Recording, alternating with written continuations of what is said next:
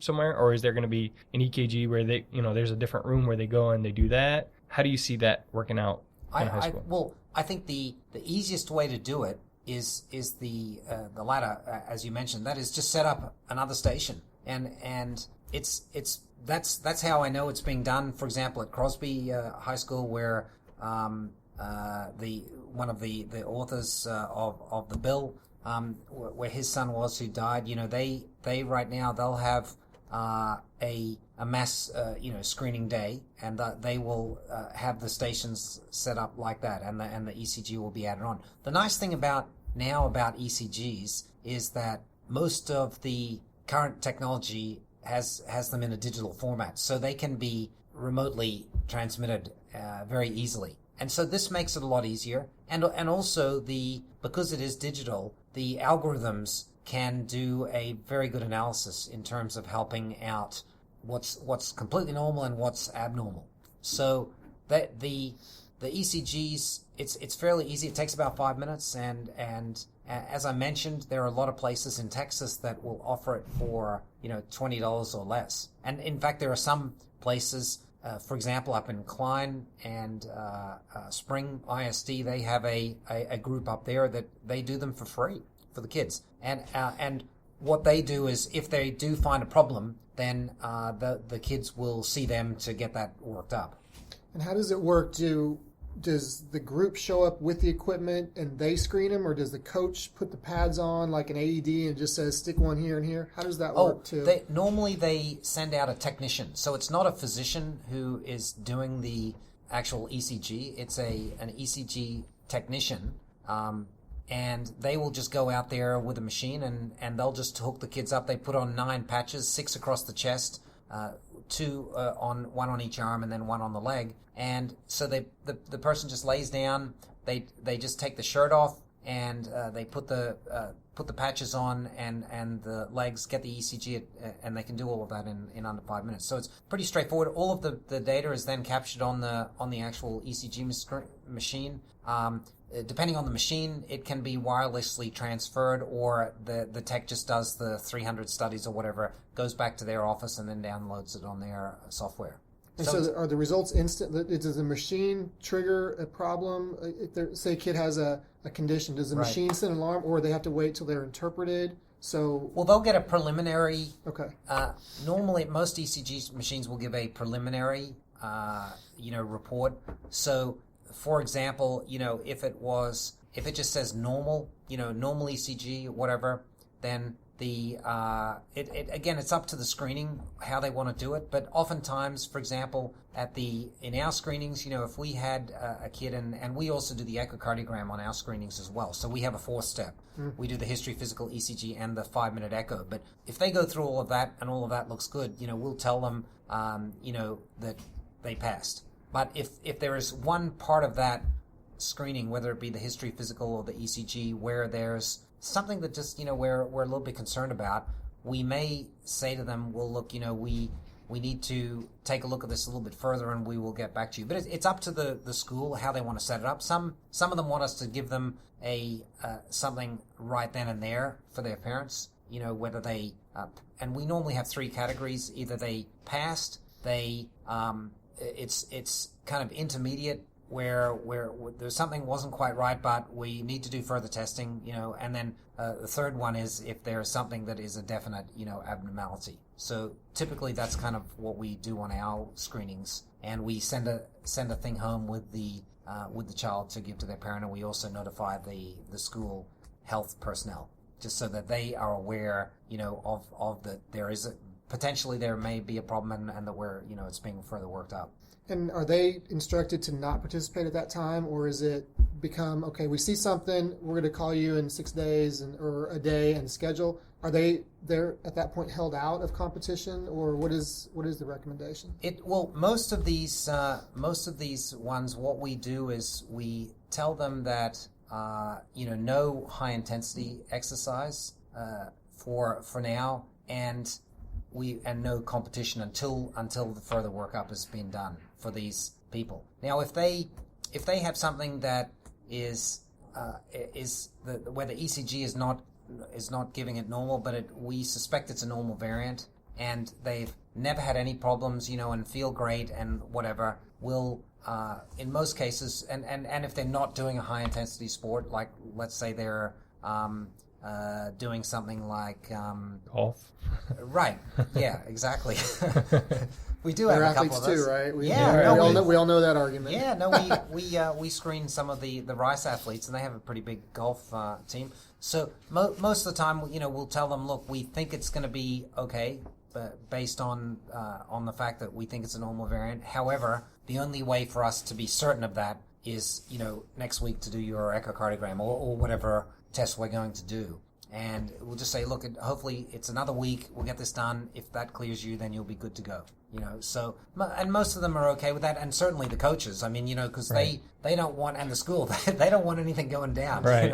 Right. Yeah, we train them in CPR, but they don't want to ever have to use it. So Yeah. All right, so you guys have AEDs, right?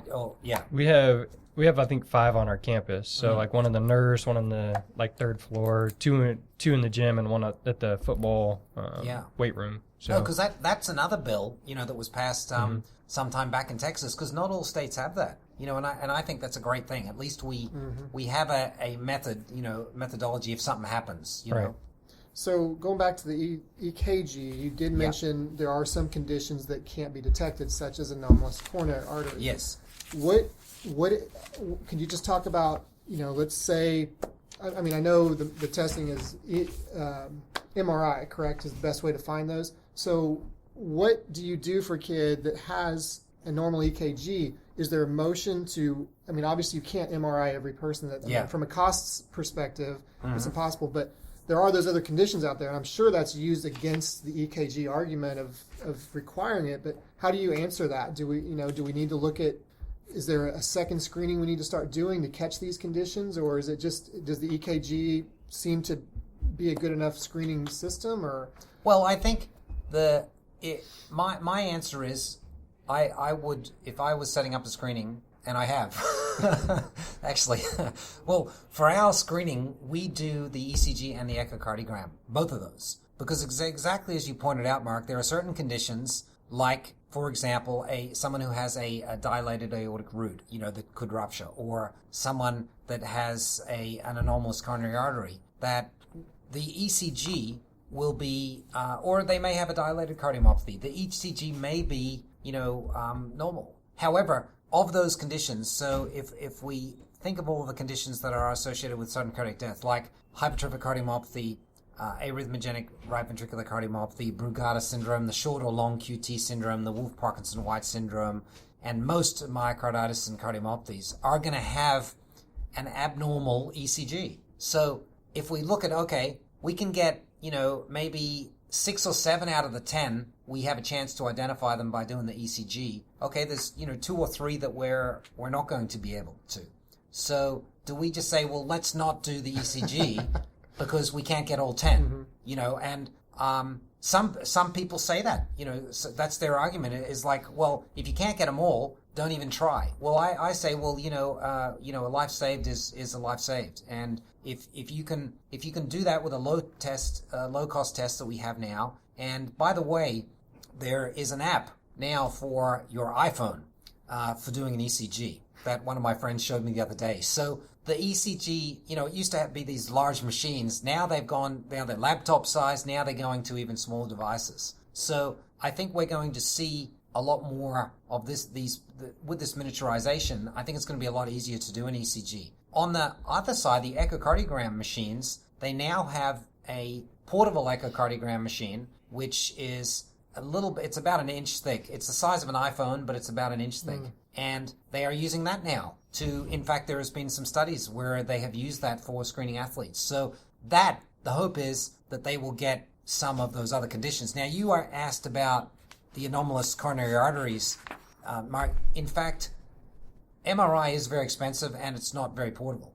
And so, right now, anyway, so with these children, the studies have shown that you can actually detect their anomalous coronary artery by doing an echocardiography in most patients. So, for example, there was a study where they screened 395 athletes, and about half of them were females, mean age of 19 years of age. And they were able to correctly identify the takeoffs of the left main coronary artery in 99% of the cases, and the right main coronary artery in 96% of the cases. So